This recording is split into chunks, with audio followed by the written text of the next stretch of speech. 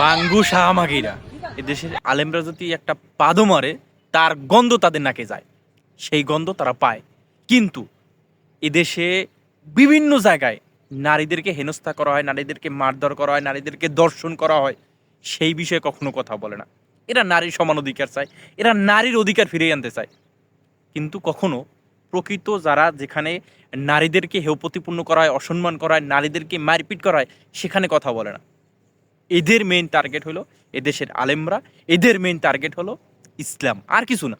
এই যে শাহবাগীরা এই যে নারীর সমান অধিকার চায়, ভাই ইসলাম নারীদেরকে অধিকার বেশি দিয়েছে, সম্মান বেশি দিয়েছে পুরুষদের চাইতে, আমাদের চাইতে। এখন ওরা টাইনিয়া আমাদের সমান করতে চায়। তো বিষয় হলো এইসব বাঙ্গু শাহবাগীদের মুখে জুতা মারতে হবে।